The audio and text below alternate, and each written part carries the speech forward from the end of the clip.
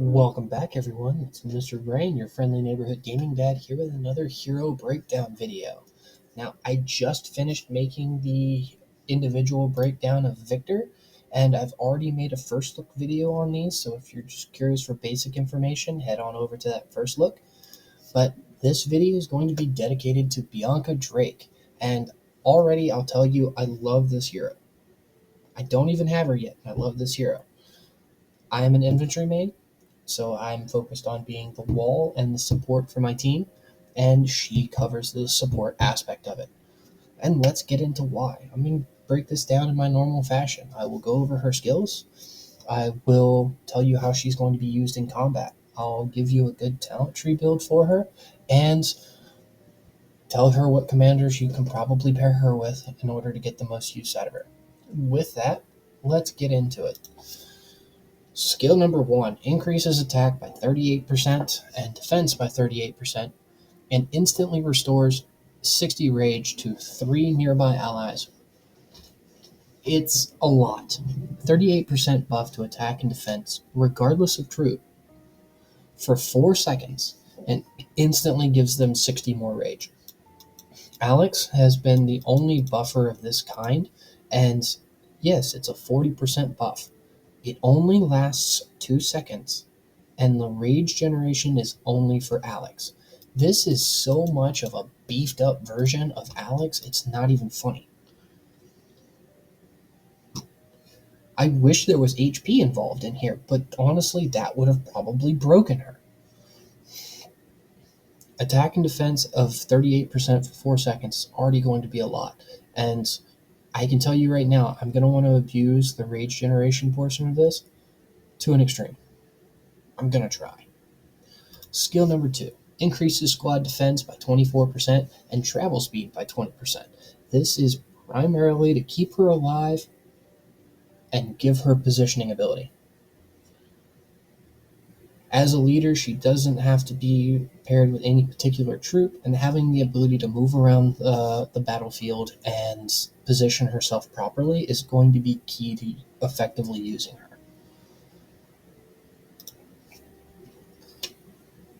Increases squad attack by 20%, so that's already a 24% there and a 20% here. Increases basic attack damage by 20% if the remaining squad size is less than 50%. You can kind of just skip that last part. You're not trying to do damage with this. Yes, you can increase attack power by 38%. Does that pair with the 20% here to increase it by 58%? Yes, absolutely. That's not what she's here for.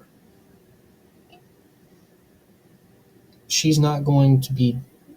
Can she deal damage? Sure. That's not what she's here for. So most of this skill is to kind of help out in damage, and the last part of the skill you can just kind of ignore it. Once you get down to 50%, back off, get more troops, come back out, do it again. This is amazing. Every 10 seconds grants a shield up to 2,800 to up to 3 nearby allies for 3 seconds. 2,800 is going to protect you for about a round of combat against most units. Whales are going to completely negate this, I completely understand that. However, 2,800 shield is going to block an attack, and you have 3 seconds to get hit by an attack to make the use of it. So if she's positioned properly, every 10 seconds, 3 of your allies are going to be able to block an attack.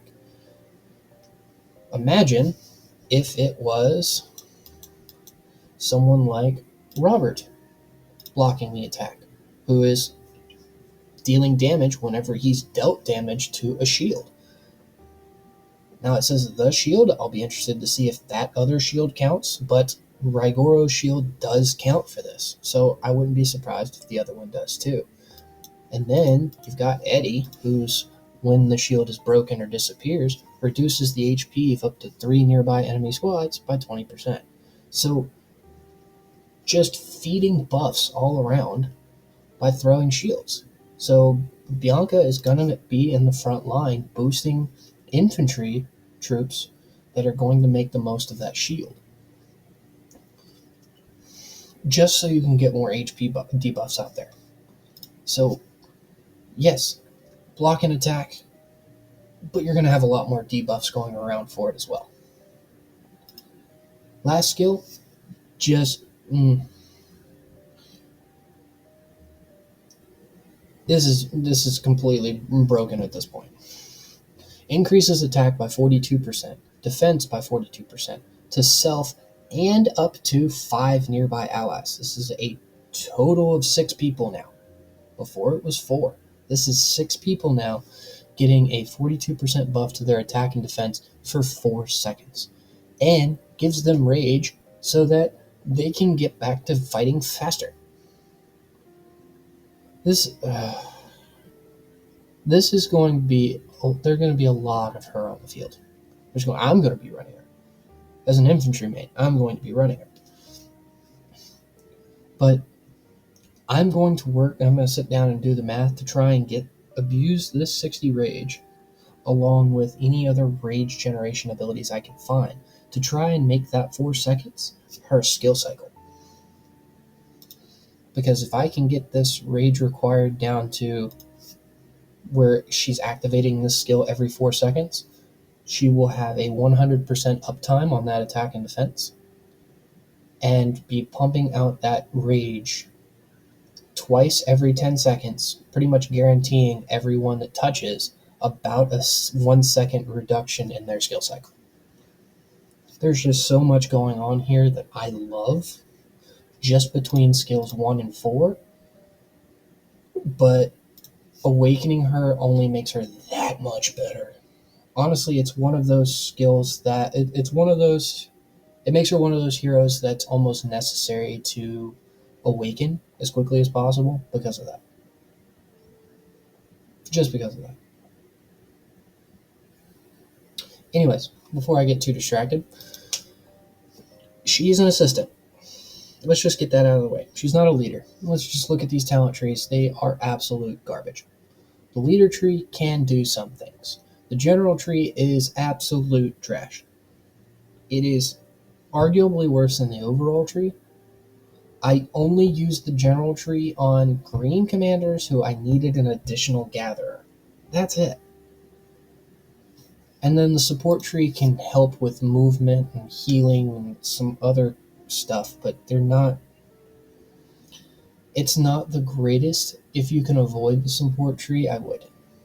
So, and that she has no real reason to be the leader here.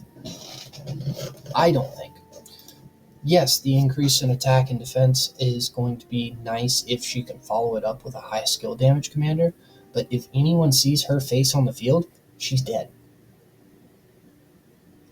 Bianca is going to overtake Lee for the most killed commander in open field.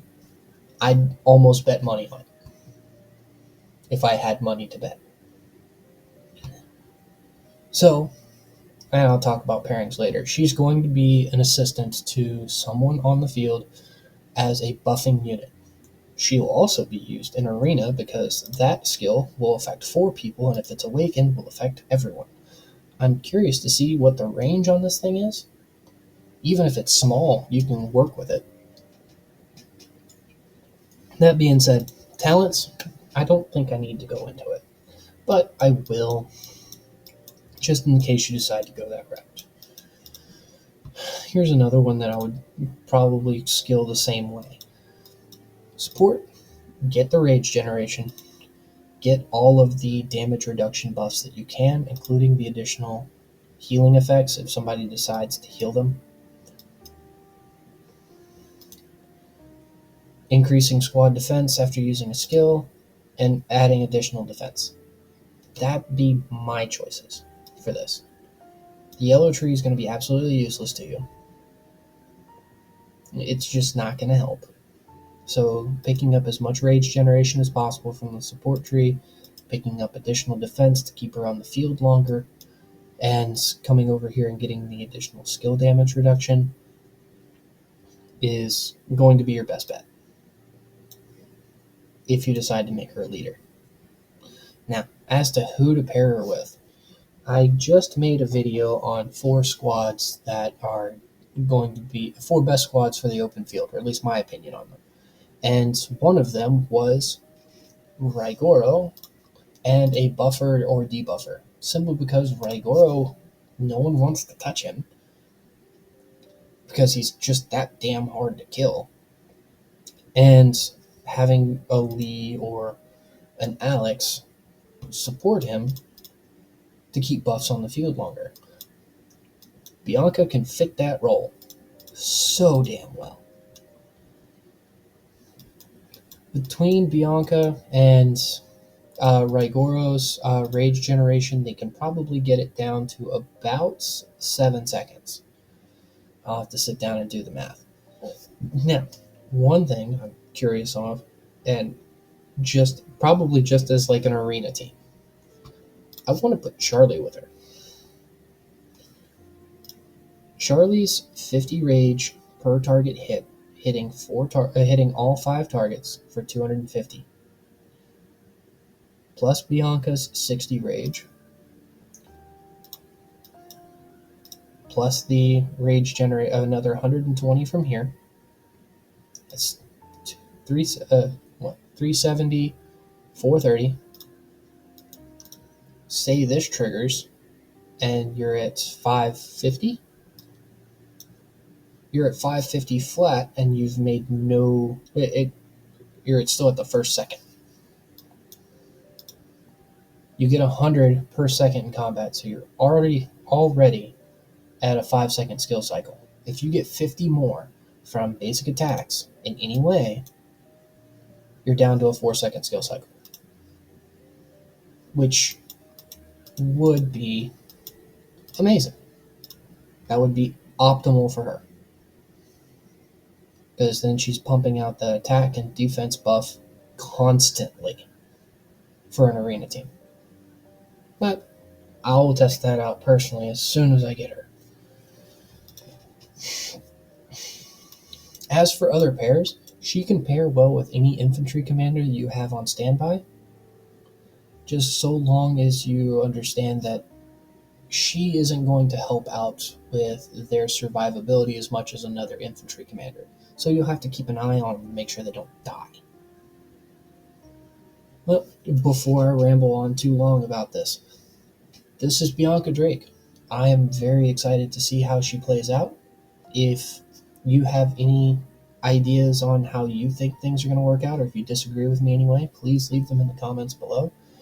But with that, this is Mr. Brain, your friendly neighborhood gaming dad, signing off.